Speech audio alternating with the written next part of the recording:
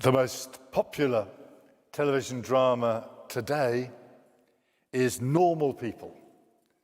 It's based on a novel by Sally Rooney. It's watched by tens of millions of people.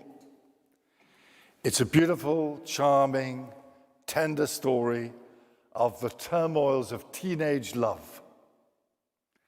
And if you're very lucky, you will continue to endure them well into your 70s. It's set in the west coast of Ireland. The heroes are two decent, vulnerable people. Marianne with her lovely eyes and inarticulate Connell. But the extraordinary thing about this series is that there is no reference to religion at all. As far as I can see, you never see a holy picture or a crucifix. God and Jesus only appear, so far, as swear words. It seems to be a totally secular world. Would they make any sense of what we do here every day? Or are we, here at Blackfriars, and you who watch by video, are we abnormal people living in a religious bubble? Is there any communication possible between our parallel universes? It's hard to think of a more important question if we're to preach the gospel. Now, there are several possible inter-universal wormholes. Thank you, Daniel, for telling me that. One would be to look at love. They love each other, and we believe that God is love, present in their turmoils, the love that binds them together. But today's gospel offers another, less traveled route, which is the idea of home. Jesus says that he will be at home in us and that we will be at home in him and his Father. On that day you will realize that I'm in my Father and you in me and I in you. So there's a double homecoming. Jesus making himself at home in our lives and we in God. And I think that this double homecoming, it opens a way, a passage between what normal people, like our two teenagers in this series, what they live, and our way of seeing the world as believers. And we can invite them to step through and discover the beauty of the gospel. You see, every living thing needs a home. And its home shows what it means for it to be alive. So birds need nests and fish need water. Snails carry their homes on their backs.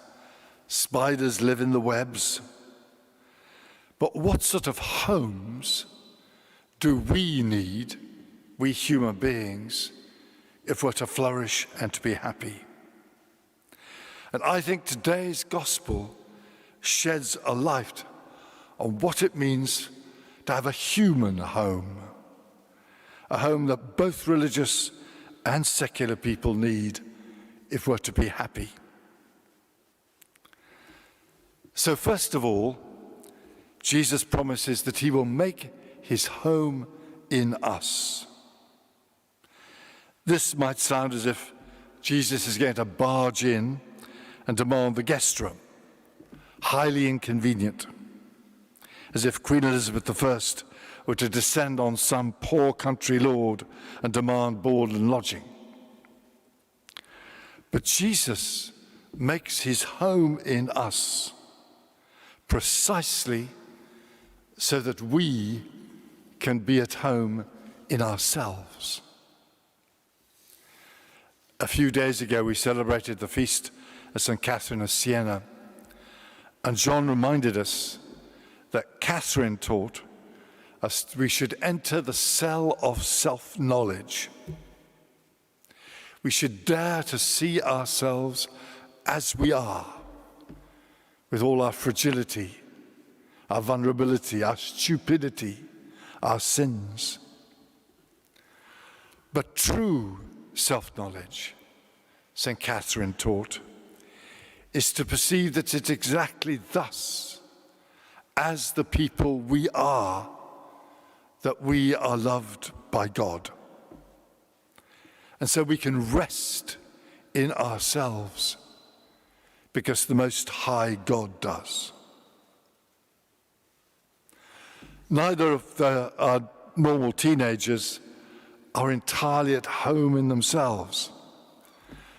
Marianne has weird and violent thoughts. Connell struggles to find out who he is and where he belongs.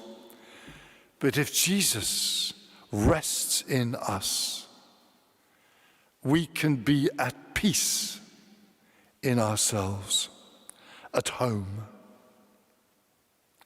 But that's only half the story.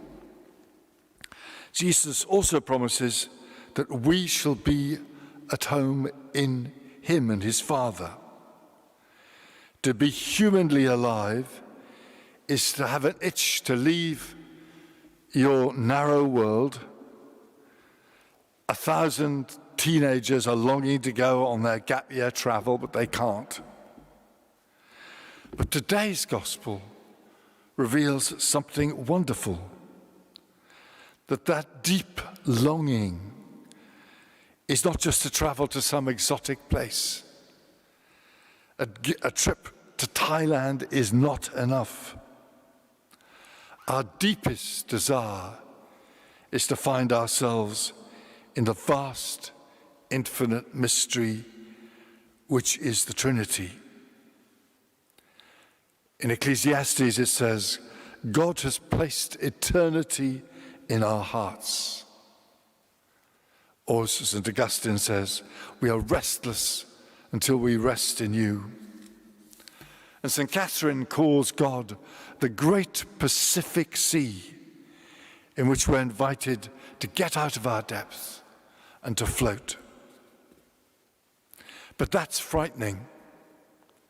In the first reading from Acts, the apostles are afraid to leave Jerusalem. They don't want to leave the nest. It's the brave deacons who go out to Samaria, but that's another sermon I shall spare you. So the gospel invites us to a double homecoming.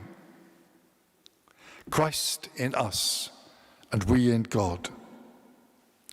And this isn't an exotic message which is remote from the desires of normal people.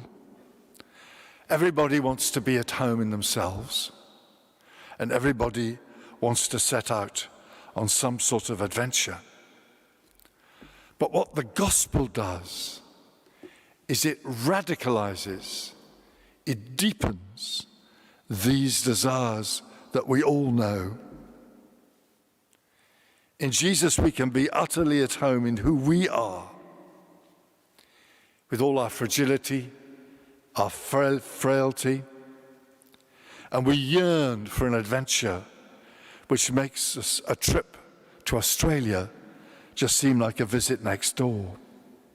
But like salmon, the salmon hatches its eggs in its little pool, its first home, and then it evolves into an elvin. But when it becomes a fry, it has to set out to the great ocean. Mary Oliver, the American poet, asks a question which I think makes sense to everybody, regardless of whether they're religious or secular. This is what she says: tell me, what is it you plan to do with your one wild and precious life? The good news of the gospel is that our lives are unimaginably precious. because we are the home of God. And our lives are wild beyond words because we dwell in God.